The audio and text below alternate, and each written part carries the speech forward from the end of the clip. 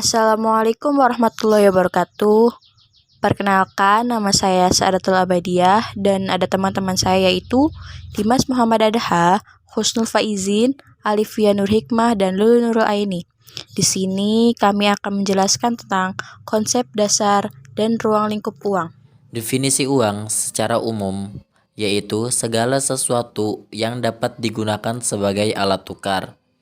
Alat tukar sendiri dalam ekonomi memiliki makna segala sesuatu yang diterima oleh masyarakat secara luas sebagai alat pembayaran dalam proses pertukaran barang dan jasa.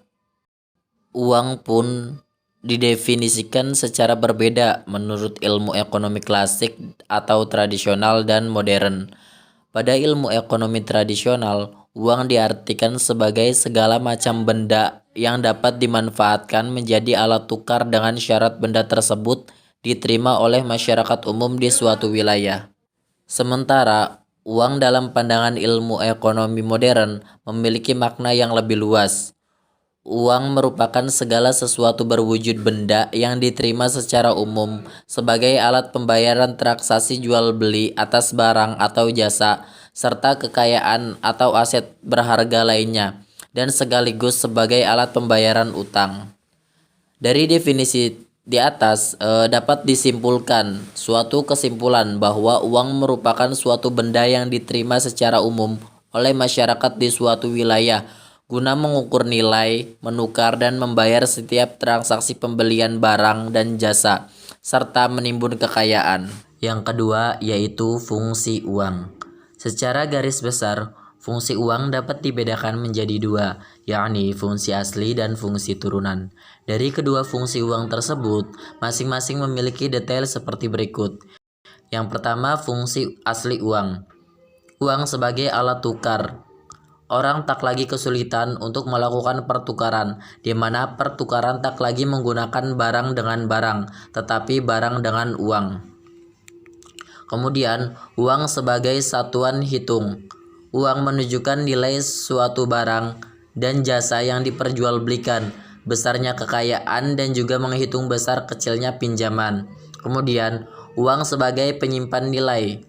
Keunikan dari fungsi ini adalah uang dapat mengalihkan daya beli dari masa kini ke masa mendatang. Bagian kedua ada fungsi turunan uang. Uang sebagai alat pembayaran yang sah. Fungsi ini memungkinkan dan mempermudah transaksi jual beli suatu barang atau jasa, baik dapat kuantitas kecil maupun besar.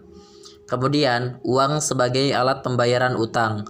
Fungsi yang satu ini memiliki keterkaitan dengan fungsi asli uang sebagai penyimpan nilai. Kemudian, uang sebagai alat penimbun kekayaan. Bagi sebagian orang, terutama yang memiliki penghasilan lebih, uang tak digunakan seluruhnya untuk kebutuhan konsumsi, akan tetapi disisihkan sebagai untuk disimpan dalam bentuk tabungan, giro, deposito, atau investasi guna keperluan di masa datang. Kemudian, uang sebagai alat pemindah aset. Setiap orang dapat memindahkan aset dari satu tempat ke tempat yang lainnya dengan uang. Kemudian, uang sebagai alat pendorong perekonomian. Perekonomian akan semakin berkembang apabila nilai uang stabil. Bagian yang ketiga, ada jenis-jenis uang. Uang memiliki jenis yang beragam tergantung peredarannya dan bahan pembuatannya, yang masing-masing dapat diuraikan sebagai berikut. Yang pertama, berdasarkan peredarannya. A. Uang kartal sebagai uang yang beredar resmi di masyarakat. Uang kartal merupakan alat pembayaran yang sah dan wajib digunakan oleh masyarakat dalam melakukan kegiatan ekonomi sehari-hari. B. Uang girol. Sebagai mana uang kartal, uang girol juga beredar di masyarakat, hanya saja pada kalangan tertentu. Artinya, jenis uang ini tidak wajib digunakan oleh masyarakat untuk melakukan transaksi atau kegiatan ekonomi sehari-hari. Kemudian, berdasarkan bahan pembuatannya, uang logam. Sesuai dengan namanya, jenis uang ini terbuat dari logam, yang biasanya berupa emas atau perak, yang nilainya cenderung tinggi dan lebih stabil dibandingkan jenis logam lainnya. Pada jenis uang logam terdapat 3 macam nilai, yaitu nilai intrinsik adalah nilai dari bahan yang digunakan untuk membuat mata uang, Nilai nominal adalah nilai yang tertera pada mata uang, misalnya 100, 500, dan 1000. Nilai tukar adalah nilai yang dapat ditukarkan dengan suatu barang. Contohnya, uang 5.000 dapat ditukarkan dengan sebungkus bubur kacang hijau dan uang 10.000 dapat ditukarkan dengan sebungkus nasi sayur. Sejarah perkembangan uang. Di sini ada 5 tahap. Yang pertama, tahap sebelum perdagangan barter. Seperti yang kita ketahui, kebutuhan manusia memiliki sifat yang tidak terbatas, sementara alat pemuas kebutuhan sangat terbatas, sehingga manusia kesulitan untuk memenuhi kebutuhan sendiri. Usaha tersebut itu dilakukan antara lain dengan cara berburu, membuat pakaian dengan bahan sederhana, serta mencari buah-buahan untuk konsumsi sendiri. Tahap kedua yaitu tahap perdagangan barter. Di sini manusia berupaya memperbanyak ragam alat pemuas kebutuhan dengan melakukan pertukaran.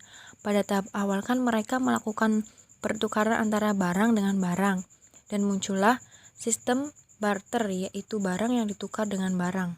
Yang ketiga, tahap uang barang. Untuk mengatasi kesulitan yang timbul pada perdagangan barter, maka ada pemikiran untuk menggunakan benda-benda tertentu untuk digunakan sebagai alat tukar.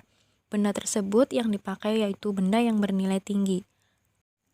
Tahap yang keempat yaitu tahap uang logam. Uang logam ini digunakan pada abad ke-18. Logam dipilih sebagai alat tukar karena memiliki nilai yang tinggi, tahan lama, dan tidak mudah rusak. Penggunaan uang logam ini juga sulit dilakukan untuk transaksi dalam jumlah besar. Dan yang terakhir, tahap uang kertas. Mula-mula uang kertas yang beredar merupakan bukti-bukti pemilikan emas dan perak sebagai alat atau perantara untuk melakukan transaksi. Nilai uang kertas bukan ditentukan oleh nilai intrinsiknya ya, melainkan oleh daya beli dari uang tersebut. Uang kertas juga digunakan secara luas karena lebih sesuai sebagai medium pertukaran. Peran uang dalam perekonomian. Dalam pasar uang, permintaan dan penawaran uang harus pada posisi keseimbangan di mana tidak ada kekurangan maupun kelebihan uang. Kelebihan uang akan mengakibatkan turunnya tingkat suku bunga. Jika sebaliknya, maka suku bunga akan naik. Jadi, tingkat suku bunga cenderung berubah-ubah tergantung pada mekanisme pasar atau money supply and money demand. Jika uang beredar terlalu banyak, maka akan mempengaruhi harga yang cenderung meninggi. Sebaliknya, jika uang terlalu sedikit, maka perekonomian cenderung seret. Hal ini dapat ditinjau dari dua sisi. Pertama, sektoril atau barang dan jasa, dan sektor moneter atau uang. Uang dalam sektoril ini sangat bersinergi di mana secara nyata suku bunga rendah akan lebih menggairahkan perekonomian karena kebijakan otoritas moneter sehingga lebih dapat menggerakkan kegiatan produksi dan investasi. Jika terjadi sebaliknya, maka kegiatan produksi dan investasi cenderung seret. Tak sedikit perusahaan yang gulung tikar akibat tingkat suku bunga yang tinggi sehingga menghambat proses produksi dan investasi. Dalam teori pasar di mana berpotongnya aggregate demand dan aggregate supply, jika supply lebih besar dari permintaan, maka harga suatu barang akan murah. Sebaliknya, jika permintaan lebih tinggi daripada penawaran, maka harga barang tersebut akan mahal. Sama halnya dengan pasar uang. Jumlah uang yang beredar sangat dipengaruhi perpotongan kurva aggregate demand dan aggregate supply yang nantinya akan mempengaruhi harga barang yang diproduksi. Hal ini seperti efek domino dalam perekonomian. Jika uang yang beredar di masyarakat banyak melebihi kebutuhan konsumen, hal ini akan memicu harga barang-barang umum naik sehingga menimbulkan inflasi. Inflasi karena kelebihan uang ini disebut dengan fenomena moneter. Sedangkan inflasi karena kekakuan perekonomian suatu negara disebut dengan fenomena struktural, di mana dalam perekonomiannya cenderung kaku yang tidak mudah melakukan perubahan mengikuti ekonomi yang sebenarnya terjadi dan yang sebenarnya harus dilakukan. Untuk mengatasi inflasi yang disebabkan masalah struktural dan otoritas moneter, maka perlu adanya pengendalian jumlah uang beredar atau JUB. Pengaturan JUB ini merupakan salah satu kerangka kebijakan moneter yang dilakukan oleh otoritas moneter. Hal ini bertujuan untuk menjaga stabilitas nilai uang dan mendorong kegiatan perekonomian. Adapun kebijakan moneter yang diambil ada dua, yaitu ekspansi atau kontraksi, tergantung pada kondisi perekonomian suatu negara. Bank Indonesia dalam menjaga stabilitas harga sesuai dengan Undang-Undang Nomor 23 Tahun 1999 yang dapat dilihat dengan stabilnya BI rate. Meskipun dalam prakteknya amatlah sulit dalam menjaga stabilitas harga, minimal Bank Indonesia dengan otoritasnya dapat melakukan kebijakan ekspansif bagi perekonomian yang lesu, dan sebaliknya, jika negara harga terlalu tinggi, maka BI mengambil kebijakan kontraktif dengan membatasi peredaran uang. BI selalu berusaha menerapkan berbagai kebijakan untuk memastikan mana keputusan yang paling optimal diterapkan di Indonesia dengan otoritas moneternya demi tercapainya stabilitas harga. Keterkaitan uang, siklus usaha, inflasi, dan suku bunga. Hubungan antara inflasi dengan suku bunga. Inflasi sering dikaitkan dengan unsur ekonomi lainnya dalam ekonomi makro. Salah satunya adalah suku bunga. Bunga merupakan biaya yang muncul atas adanya aktivitas meminjamkan uang. Ketika meminjam uang, Anda akan dibebani dengan biaya sewa atas uang yang dipinjam. Anda diwajibkan untuk membayar sewa atau bunga selama jangka waktu pinjaman tersebut berjalan hingga tiba masanya pelunasan. Suku bunga diberlakukan pada pinjaman, sebab itu suku bunga memiliki peran penting dalam industri perbankan. Secara umum, tingkat suku bunga pinjaman ditentukan oleh bank sentral sebagai pemegang otoritas tertinggi pada industri perbankan. Meski demikian, setiap bank secara umum secara khusus memiliki kewenangan untuk menentukan tingkat suku bunga pinjaman, tetapi tidak boleh lebih dari suku bunga yang telah ditetapkan oleh bank sentral. Inflasi dan suku bunga memiliki korelasi terbalik, di mana ketika inflasi meningkat, suku bunga akan turun. Demikian pula sebaliknya. Ketika suku bunga turun atau rendah, permintaan terhadap pinjaman akan lebih banyak, di mana masyarakat akan memilih untuk meminjam lebih banyak uang daripada menabung.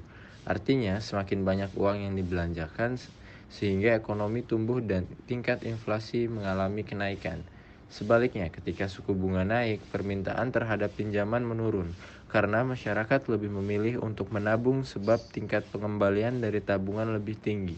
Hal ini secara lebih lanjut akan berimbas pada lebih sedikitnya jumlah uang yang dibelanjakan, sehingga berakibat pada melambatnya perekonomian dan inflasi menurun.